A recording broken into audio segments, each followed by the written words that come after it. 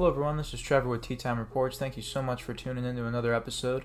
This is a special one. I'm doing a kind of like a movie discussion with my grandmother, Mommom, aka Mommom, but to the show you may have heard her ballad episode in season 1, Sharon, or Friel if you will, but there's been a bunch of movies I've showed her this past year, and we do plan on watching some more obviously, but I showed her some of the essentials regarding movies I've actually talked about on the podcast before, but not at length or anything like that. But the first movie that I showed her was a movie called The Grey. If you know me, you know I love this movie.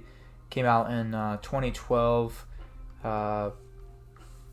January 27th, 2012. Release date for streaming was November 4th, 2016. Made over $50 million in the U.S. Runtime a little under 2 hours. Directed by Joe Carnahan, probably his best movie. Before we get into it, we'll talk about the movie information so you guys have some context on this film. Following a grueling 5-week shift at an Alaskan oil refinery, workers led by sharpshooter John Otway, aka Liam Neeson, are flying home for a much-needed vacation. A brutal storm causes their plane to crash in the frozen wilderness, and only 8 men survive, including John Otway, obviously. As they trek southward towards civilization and safety, Otway and his companions must battle mortal injuries, the icy elements, and a pack of hungry wolves. This movie on Rotten Tomatoes has an 80%. The audience only gave it a 61%, one of the few times I've seen the audience give it a worse score than Rotten Tomatoes, at least out of the movies I've talked about on the podcast. But out of 10, I give this a 10. This is one of my favorite movies, but Mom, what were your favorite parts about The Grey? I mean, there's, besides Liam Neeson's phenomenal performance, Frank Grillo was really good as Diaz, Dermot Mulroney was good as Talget, Dallas Robert as Henrik, and James Badgedale with that cameo. What would you say about this movie that needs to be said? Well, I think the first thing, in thinking about this movie, it's a very deep movie, and the more I think about it, the more I find other things going on. In the beginning, it just seems like a movie about survival, and as I'm watching them survive the plane crash, the 8 that did survive, I'm thinking what'll happen is they will find civilization. They're on their way, and then all of a sudden they begin to die one by one, and they're being killed by wolves who just keep attacking them, won't leave them alone. And we find out at the end of the movie why they're going after them. It's definitely not surface level. No. It does have those really good action moments, but you're right, it's a lot deeper than that. The religious aspects of it are brought into this movie heavily. My favorite part about this movie, I think, in my personal opinion, obviously, this is Liam Neeson's best or second best performance. Probably you can argue Schindler's List ahead of it, but I've seen both of these movies, and honestly, he created this character from scratch, or at least him and a team of writers did, and it just works. Especially, I feel like there's only so far you can go with writing for Liam Neeson. He just kind of takes it away on the camera, and he really did. For John Otway, really good character. But someone that stole the show for me was Frank Grillo. He plays Diaz, just an angry asshole in a sense. Yes, he was, definitely. But it was probably, it's mainly because he was more scared than anyone else, most likely. And you see the parallels between the wolf pack and the human pack, and you can see the similarities of like the hierarchy, the structure, dominance, the omega. You learn a lot about wolves in this movie in a weird way, but John Otway is literally a guy that kills wolves to keep those oilers and those machine workers safe out in Alaska.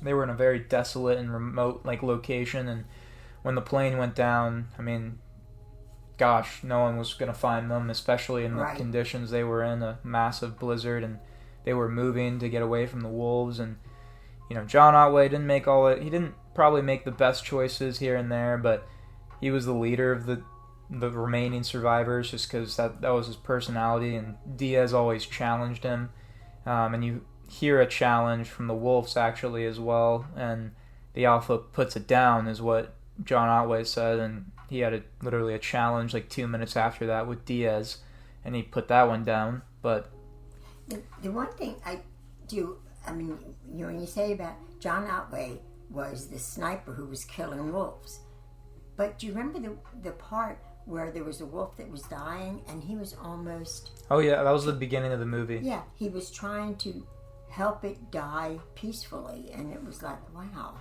I don't think... See, I agree with you, like there was extra parts to that, but I think he was like just seeing what it felt like to die. Oh, okay. I never thought, okay. In the opening, great narration, great poem. By his father. Well, yeah, by the father, yeah, but he referenced it, like Liam Neeson was narrating that opening scene and talking about how he just, he thinks one of the lines in it is like, I imagine I moved as the damned do, cursed, lost, and like he just feels like you learn everything about his character right there, talking about like, you know, he lost his wife, she left him, doesn't specify how or why. She's gone now. I can never get her back. I mean, obviously, watching it now is like as I'm an older person compared to when I watched it as a little kid, I probably could have put that together. But if you watch the movie for the first time, you genuinely wouldn't have guessed it. I thought at first that she had left him. Yeah, because he was just an alcoholic, just drinking and killing wolves. I mean, that's not really a good existence. You probably hate yourself. Exactly. But it just got into that, and then the famous poem of the movie that is actually formed around, I believe, a song called John's Walk, and it goes, there's no title or lines or anything. Well, there's 4 lines, no title, and it's once more into the gray, into the last good fight I'll ever know, live and die on this day, live and die on this day. And honestly, that just sums up the whole movie in a weird way, because every human survivor, their death was, I wouldn't say cinematic, but like they all had a significant ending to them.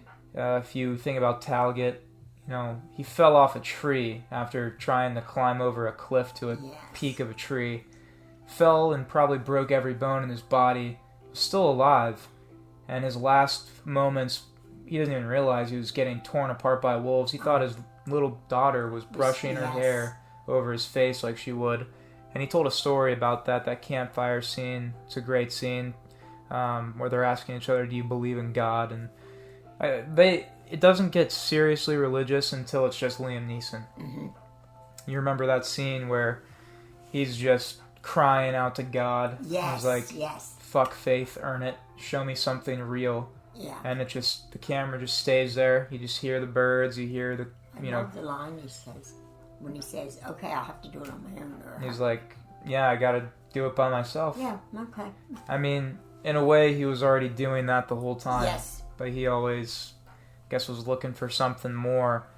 And honestly, in a place like that, there's not much of God around. This like kind of chaotic, you know, desolate area, dead trees, beautiful area though. From what they showed, I believe they filmed this movie. I don't know where I think Argentina, but I'm not too sure. I know in some of those shots, Liam Neeson was legitimately freezing. I kept thinking, wow, I would not have wanted to be in it. Doesn't matter how much money you make. It was so cold. Yes, it was just, you know, the other thing you were saying, you remember the fellow that was dying because he was bleeding out in the plane? This is when...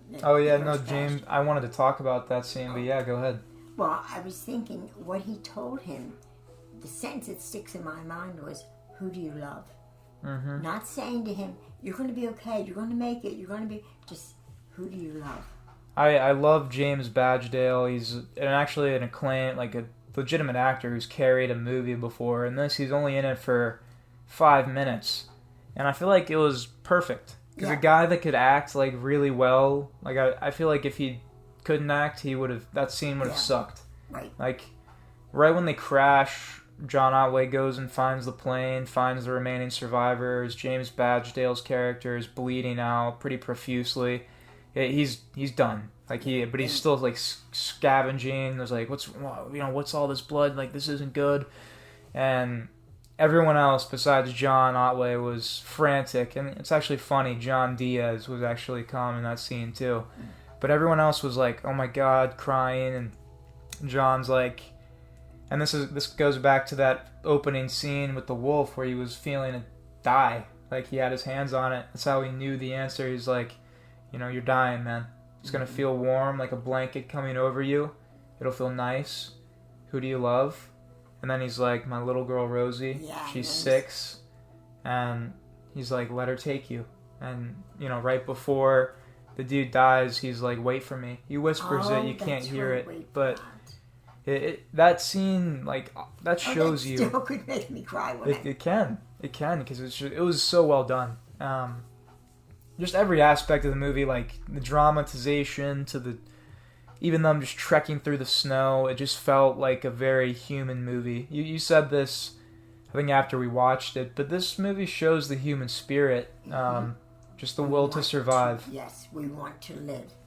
We hold on to it with all our might. Yeah, you do. Everyone does, and it's one of those things where this is a unique situation. I haven't really known many movies about like wolves, but you could go into this, watch the trailer, and be like, "Oh, it's Liam Neeson probably just killing a bunch of wolves." Exactly. But this is a legitimate journey. Or you think, "Oh, it's a movie. Am I going to root for the wolves, or am I going to root for the humans?" And it doesn't come down to that at all. And they talked about it. Literally, the first night of the crash, all the survivors, Liam Neeson's going over. Wolves have like a territorial kill range of over 300 miles. And if you're within a 30-mile marker of their den, they are legitimately fearless. They will not stop coming at you. So the entire time, they're like, yo, let's head south, screw it, let's do it. But they were walking towards the den the entire time. No one knew, obviously. But on the way there, a death that, obviously all death impacts you, but in movie terms, Diaz, trying to get down the Talget, he fell off the tree, dislocated his ankle, probably destroyed his knee, scraped up his back real good. They were walking and on the stony shores of some river, right under a mountain range, and he's like, yeah, I'm done. And he just sits down. They finally introduce each other, because up to that point, no one knew each other's first name. It was just like, yo, Otway, yo, Burke, yo, Talget, John Diaz. It was like, whatever I had in the tank, I left it back there. Yeah. You hear the wolves rustling in the bushes while they're talking, hear them howling, and John and Hendrik, they have to get out of there. So they had no time to really fight him on it, but he's like, you see that mountain range? That's all from me. I've never had anything like this. He had nothing to go back to. Yeah, he's like, what the fuck do I got to go back to? And it's like, yikes. That's a realistic way of putting it, but a horrible way to go. They don't show him actually die. So, you leave it up to your imagination. I like when a director does that. Maybe he passed peacefully after bleeding out, but, right before the flash transition to John Otway and Hendrik walking further down, and you hear the wolves approach really fast. So you know he was probably torn to pieces. Right. But a guy that actually still had hope. He had a GPS watch thing. He's like, for hope, here you go. He didn't want to go, but you could tell he didn't want to not escape it either. He was walking hand in hand with his fate. He accepted. Yeah, more than anyone ever. Yeah. Probably as much as John Otway did at the end. But it's funny that both of them were named John. That was the best part about it. They hated each other. Okay. And when they introduce each other, he's like, my name's John. And he's like, and Otway leans down, and he's like, John Otway. And he's like, you son of a bitch. It's crazy how similar you can be when you, look deeper past the surface. But real quick, before we give our rating out of 10, we got to look at some of the critics and what they said. I like to go over a couple quotes, but according to Whale Carey, The Grey, quote-unquote, explores man's most frightening questions: if there's an afterlife, or if dead is dead, our fear of heights, flights, drowning, or dying alone. I like that quote. That's true. According to Brian Eggert, an unforgivably brutal, brilliantly acted, beautifully shot motion picture. I agree with that as well. According to James Crute, all this talk could have been dull, but Carnahan keeps it interesting via extensive use of intimate, close-up, almost claustrophobic shots. I agree with that. It was very gritty, like handheld most of the time, especially when the characters are getting ambushed by the wolves, running down the hill, the snow's kicking up, and you can tell they're knee-deep in snow, they can barely move, like, really, like, realistic shots. Last one before we give our rating here. According to Jim Ross, anyone going in wanting more than it says on the tin will be. Oh my gosh, let me retry this. Anyone going in wanting more than it says on the tin will be pleasantly surprised, but a little frustrated at the end product. And we'll give one more actually. This one apparently gave it a shit review. Brian D. Johnson gave it, you have to hand it to Neeson, however, this is one stubbornly committed performance as he faces the Herculean task of defeating the wolves, the cold, and some monstrous flaws in the script. Okay. I mean, I can see some of the writing being a little lackluster, but I thought it was through and through pretty well done. But out of 10, Mommom, what would you give this? Everyone knows I'd give this a 10 out of 10. But what about you? I would probably give it a 9, maybe even a 10. After I've had time to really think about the movie again, I missed the first time I saw it, and the first time I talked about it, I realized I was missing a lot of things. And as I went back over, I mean, this is a movie I could see again. Definitely has rewatch value. Excuse my water bottle popping there. Excuse me, folks. But moving on to the next movie, which I'm glad you enjoyed The Grey. Everyone out there, if you're watching, watch The Grey. Yep. But this next movie is called Warrior. It came out in September 9th, 2011. Release date for streaming was September 10th, 2013. Box office gross in the U.S. was a little over $13 million. Runtime over 2 hours. Distributed by Lionsgate, and the sound mix was by SDDS and Dolby Digital and DTS. Directed by Gavin O'Connor, produced by Gavin O'Connor and I imagine his brother Greg O'Connor. Written by Gavin O'Connor, Anthony Tabakis, and Cliff Dorfman. This movie was awesome. I've watched this movie about 5-6 times now. It's probably my favorite Tom Hardy movie. But Joel Edgerton plays Brandon. Tom Hardy plays Tommy. Nick Nolte plays Patty. Phenomenal performance. He was amazing in this. Jennifer Morrison plays Tess. Frank Grillo plays Frank Campana. Funny that we're talking about Frank Grillo twice. He's a great actor. I love what he's in and love his career, honestly. But giving some movie information for context, an estranged family finds redemption in the unlikeliest of places, the MMA ring. Tommy, aka Tom Hardy, an ex-Marine with a tragic past, returns home and enlists his father, aka Nick Nolte, a recovering alcoholic and former wrestling coach, to train him for quote-unquote Sparta, the biggest MMA tournament ever held. But when Tommy's underdog brother, Brendan, aka Joel Edgerton, fights his way into the tournament, the two brothers must finally confront each other and the forces that pulled them apart. That's a perfect way to describe this movie, in all honesty. Joel Edgerton plays Brendan, like I said earlier. He was great. The underdog of the movie. You know, undersized, not as strong, but technically full sound. His takedowns of this movie, like the fighting scenes and choreography are just awesome in this movie. You felt like you're there. It's not, up to that like you're watching UFC level, but for a movie, really well done. Tom Hardy plays Tommy, like I said, an ex-Marine who went AWOL. But on his way out of going AWOL, he rescued people out of a fucking tank, ripped the door off, absolute menace. And when you watch him, he's just full of anger, knows nothing but how to hate, and he has to learn to get over that. Brendan, kind of the only normal guy that out of the family. Yes.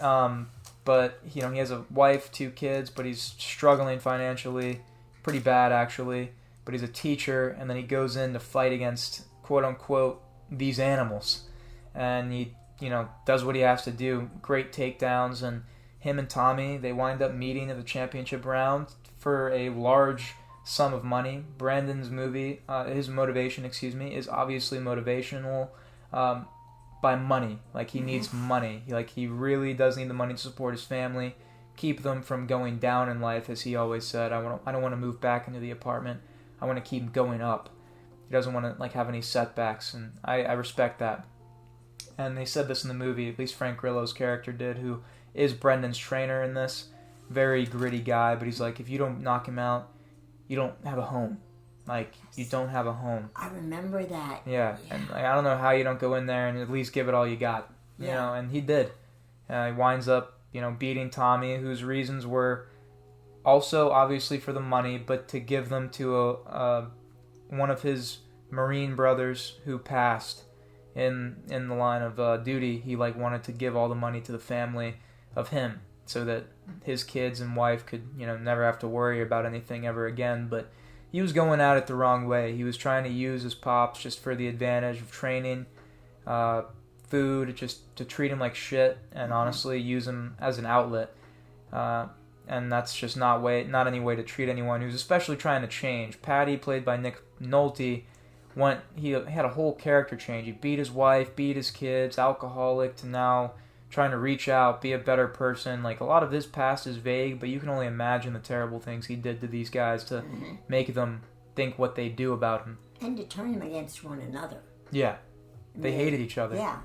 And it's because Tommy left when they were younger with their mom, and she passed because of sickness, and Brendan stayed for the lady that he now married, and to stay with his dad, because he said this in the movie, I stayed so I could get you all to myself, because he was probably never paid attention to, and neglected. Tommy was his golden haired child.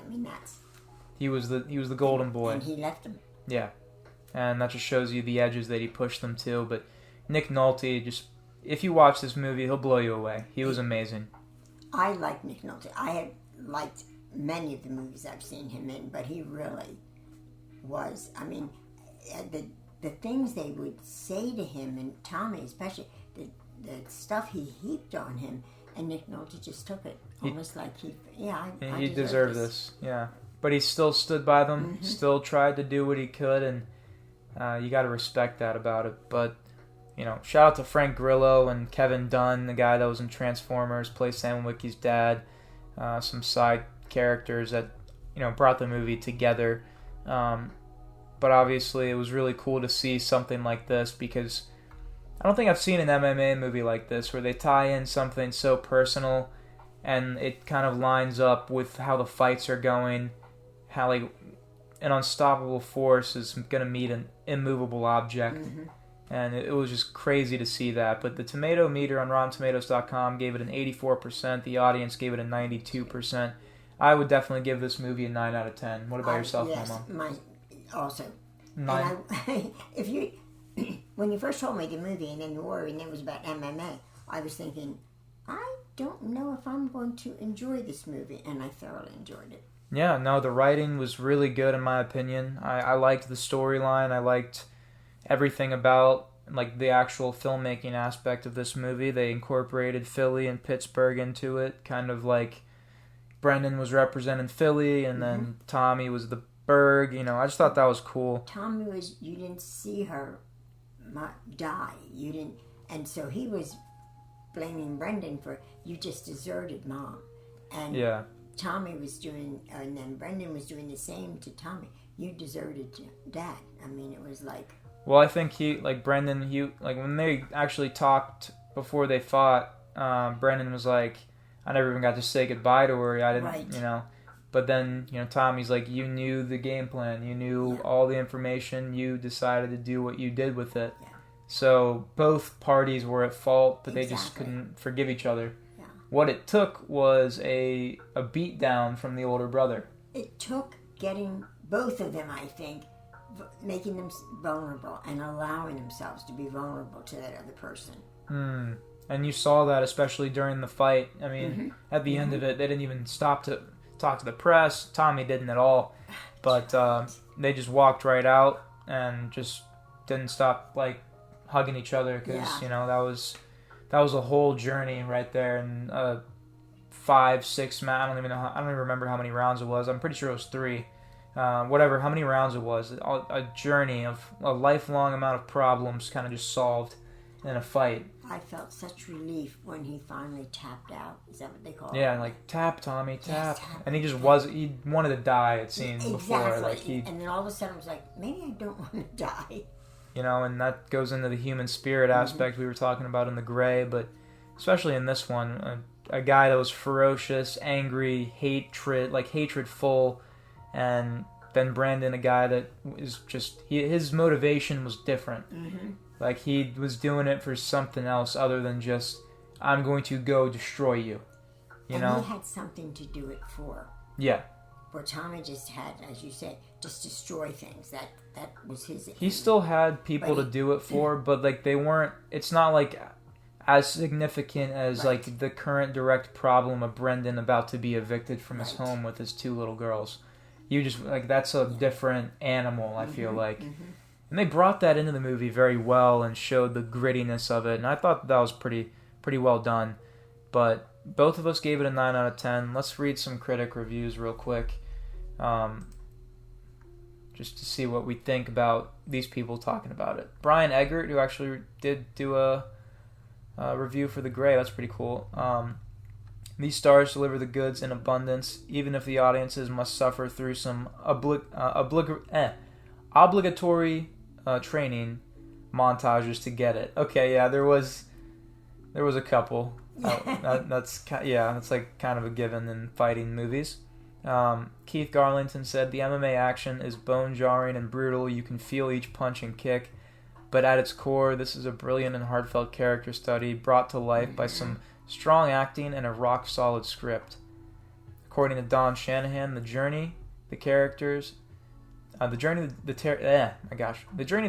take to get there sucks you in and melts the inherent predictability away. I agree, because like if you watch this movie for the first time, you don't know who's gonna win. No, you really don't. I thought it would be Tommy. Yeah, no, that he's the undeniable like favorite, right? Exactly. He's a freak of nature and a former Marine who ripped the door off a tank. I liked some of the actual MMA and UFC guys they brought in for the movie, the announcers and stuff, and that was pretty cool to kind of keep it like that. And any last thoughts for Warrior, Mama? No, except that this is also another movie I could see again. True. What would you say the main draw of it was for you after watching it? The main draw is probably redemption. I mean, they all, in one way or another, obtained redemption for whatever they thought. I mean, Brandon may have been redeemed by the fact he never got to see his mother before she died, but he could see her through Tommy. And Nick Nolte, definitely, that healing that took place. He falls off the wagon, but I think he's going to stay on the wagon now. Yeah. Because of Tommy. The part where Tommy goes in, he'd fallen off the wagon, he was drunk. Yeah, and broken his 1,000 days. Yeah. Tommy goes in and sits on the bed and is holding him. Because he caused it. Right before that, it's when he threw the poker chips in his face, and he's like, "Get out of here! You know, where were you? Where was this guy when I needed you? Everything's already happened." Right, but he admitted that, and again, I thought that was, I loved that scene. No, there was redemption, like you said. That's a great way to put it. This was a very redeeming movie for honestly everyone. Yep. And everyone got what they deserved, for sure. And I also did like the one character that was training Brandon. I liked him a lot. Yeah, that's Frank Grillo's character, Frank Campana. Okay. It's funny, he's played a character named Frank in a lot of his movies. Not like The Gray, but in other movies he has. But he was very motivational, unconventional, believed in Brandon, gave him a shot. And Frank Grillo just delivers a really awesome performance as usual. He's one of my favorite actors of all time. I love him. So far, I've liked him in both of these movies. He was just in a movie, actually, Lamborghini. He plays Lamborghini. Oh. Yeah, I heard it was pretty decent. I want to watch that. Maybe we can watch that next. Yeah. You never know. But moving forward to, I think, my favorite movie of all time. this movie is done by a director who's possibly the best director of this century as well, Christopher Nolan. The Prestige is this movie's name and title, obviously. The release date was October 20th, 2006, before Halloween, some magic for sure in 06. Release date for streaming, November 23rd, 2015. Box office gross in the U.S. was over $53 million. Runtime, north of 2 hours. Distributor, Buena Vista. Production company, New Market Productions. Directed by Christopher Nolan. Produced by Christopher Nolan, Aaron Ryder, and Emma Thomas. Written by Jonathan Nolan and Christopher Nolan. This is like a drama, mystery, fantasy, thriller, if you will. Giving some movie information for context. An illusion gone horribly wrong pits two 19th century magicians, Alfred Borden, played by Christian Bale, and Rupert Angier, played by Hugh Jackman, against each other in a bitter battle for supremacy. Terrible consequences loom when the pair escalate their feud, each seeking not just to outwit, but to destroy the other man. And like I said, you heard big names there. Off rip, Hugh Jackman playing Rupert Angier. This is Hugh Jackman's best performance by far. Christian Bale plays Alfred Borden, who is stellar. Michael Caine plays Cutta. Scarlett Johansson plays Olivia. And Rebecca Hall plays Sarah Borden. And then, obviously, Piper Perabo plays Julia. Really solid performances all around. Really can't complain from any aspect of the cast and crew. Rupert Angier is a man who had his wife taken from him by Alfred Borden and his cockiness, but Rupert Angier's response wasn't to justify what he did, or try and get justice in a sense, but it was to literally steal the man's secrets, destroy his existence, every fiber of his being, destroy his family's lives, ruin them, take his daughter. And you see where that pretty much winds up Rupert Angier. We'll talk about that in a second. But on the other end of the spectrum, it was Alfred Borden taking things to an extreme from the get-go. You think it's multi-personality disorder, but it's not. This man has a full-on twin playing an assistant to Alfred Borden. But it's literally just his twin brother. They both dedicate to playing Alfred Borden. They sacrifice everything for the play, for this trick, for the lie. And you'll hear both of them fight over these secrets, the secrets of their tricks, their magic tricks, and their illusions. They'll do anything for it. They bury each other. They shoot each other. They cut off their own fingers. There's so many aspects of this movie that are just absolutely insane. They literally get contraptions both made from Nikolai Tesla, who's also in this movie, played by David Bowie. Phenomenal cameo performance. I did not recognize him as David Bowie until you said it's David Bowie. Yeah. Like, oh my God. Stellar. But Alfred Borden, in essence, really started this feud and didn't help stop it by any means. And Rupert Angier, he became obsessed with not only illusion but secrecy, and he destroyed himself. He destroyed himself. He didn't care about anything or anybody. That scene where he says, "I don't care about my wife." Yeah, his that's wife. That's why he's trying to. The context behind that was Alfred Borden killed his wife in a magic trick.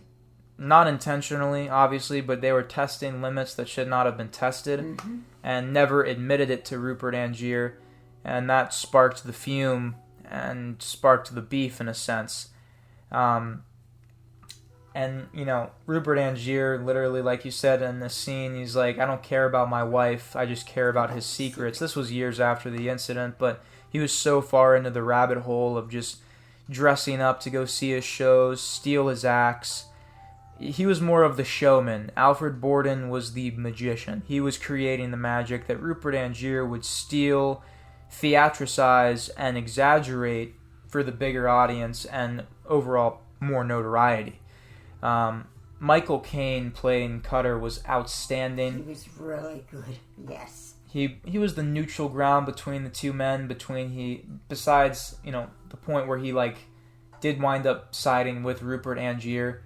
But at the end of the movie, he realized, both these guys are going to hell. Let me just at least do the right thing. Do the right thing for the right person, for the daughter. Yeah, and you'll see what we mean by all of that when you watch the film. Scarlett Johansson was really good. Piper Perabo was really good as Julia. That was Rupert Angier's wife, who died in the water tank trap at the beginning of the film. Sarah Borden is a really good character as well, played by Rebecca Hall, who, you don't know about the twin until later on in the movie, but she always do you even love me today? And he would say, not today. And then sometimes he'd say, yes, of course. And she's like, oh, today you mean it, others you don't. Yeah. It's because there was a whole other person impersonating the person that actually loved her, and vice versa with that other person, causing massive turmoil for two relationships in total of four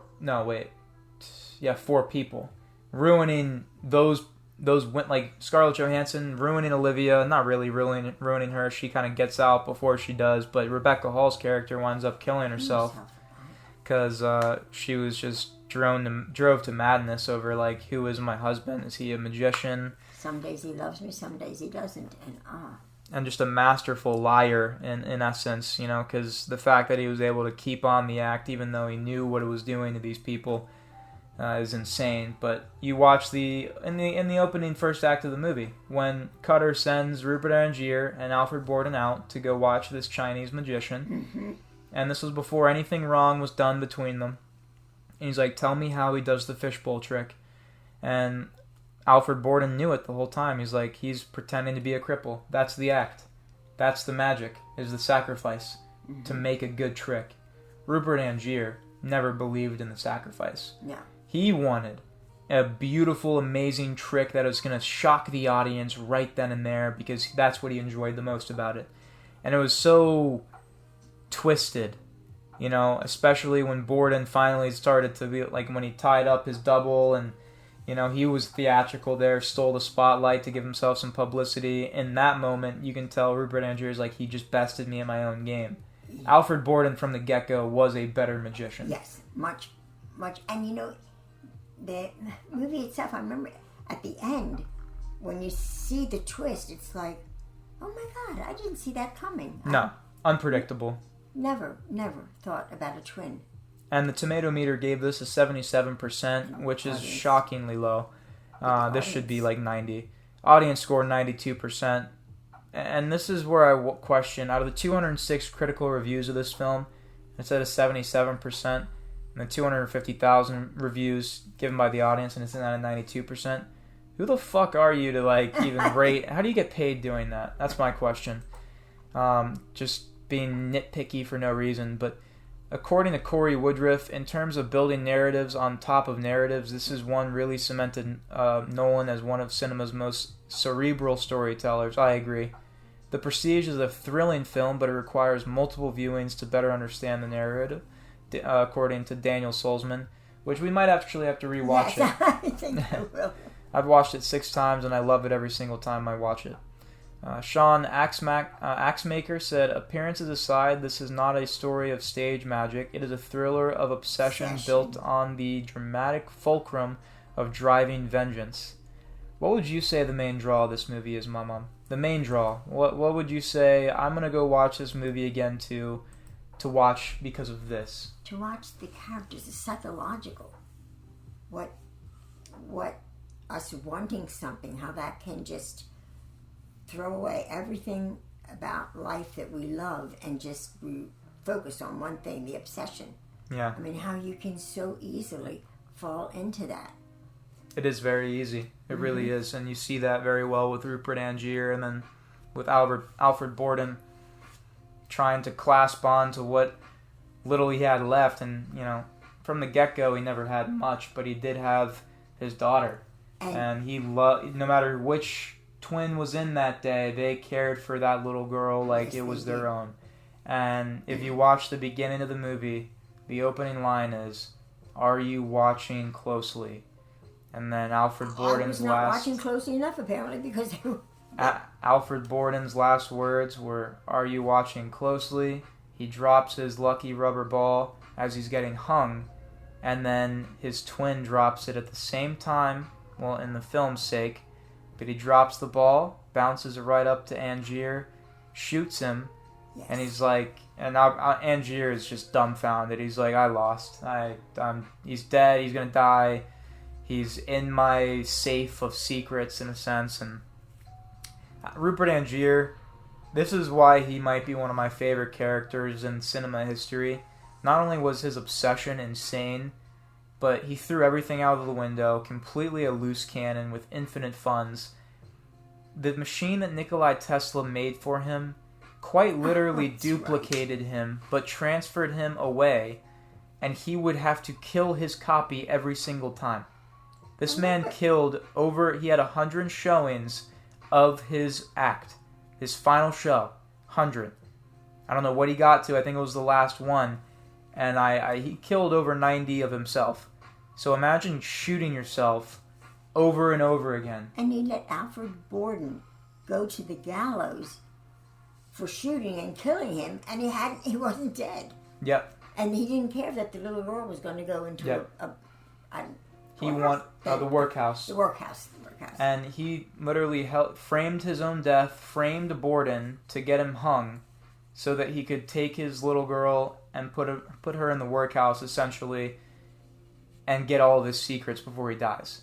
That was his endgame goal. It's sinister, but also just the obsession aspect completely ruined him. Because at the start, you see two young, ambitious magicians that really wanted to create something and be innovative, be flairful, be entertaining, be fun, be memorable. Mm-hmm. And they were memorable. As you're saying, I'm thinking, yeah, wrong two thing men, to be memorable for. Well, technically, 3 men, but 2 magicians driving each other to the extremes of that. Yeah. When they could have cooperated and done tremendous things. If they worked together, they would have been the best ever. But it was about, what is your secret? What's in your cipher? What's your secret? What's your secret? Mm-hmm. And they just... And Christian Bale's character, Alfred Borden, tells Rebecca Hall's character right off rip when they first meet. And the secrets are a magician's life. If you don't have those, then the trick is worth nothing. What is that one thing they were saying? The trick is told when it is sold. Oh, no, the prestige. The prestige, oh, okay. There's 3 phases to every trick. You have to show something. Oh, gosh, I don't know the actual... The promise? Yeah, it's like the promise. Hold on, let me pull it up online real quick because we have to. I can remember now. The prestige opening trick stages. The pledge. Okay. Did I just see? Bear with me, folks. Okay. So, the prestige. Let me just get this here. I remember because he's explaining it to the little girl. Or he's... It's like the pledge, the prestige, and like something else. But yeah, no, it's definitely a very important part about it for sure. And definitely make sure the opening scene is something you pay attention to. Yes. But Mommom, thanks for hopping on this episode, and welcome. Thank you everyone out there for listening in. If you want more episodes like this, or if you like these movie reviews, definitely stay tuned. But or if you disagree with them after you see the movie.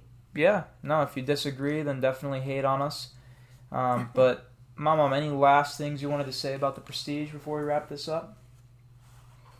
Nothing except that... Again, we didn't say our rating. I was going to say it's another 10. I would say it's a 10 out of 10. 2 hours and so many minutes, and it went by so quickly. It does go by quickly. Mm-hmm. It does. I think that's just because of the pacing of the movie. It's very interesting. Mm-hmm. And there's not many movies like this at all. But I forget what the actual... I think it's called The Pledge. And then it's like when you make something appear. And then the second act of it is you make it disappear. And then the third part about it is you bring it back. And that's called The Prestige. is the climax of the trick. I think that's really interesting how they broke it down like that, and the movie's kind of laid out in that format too. It is. Like, and it's interesting the consistency from magic and magic terminology to the writing and the parallels to some of the stories are pretty insane, and just shows you Christopher Nolan is a genius. I totally wasn't even at first when he was in it. I'm thinking, don't go back to his Batman character. Don't keep it. But oh no, Christopher Nolan, the director. Oh, Christopher Nolan. I'm sorry, I thought you said Christopher Bale. Christopher, I don't know directors very well, but this is really good. Yeah, no, I mean, and this came out in 2006, so this was a year after Batman Begins and 2 years before The Dark Knight. So Christian Bale was kind of still early on in his career, a certified actor at that point after American Psycho. But yeah.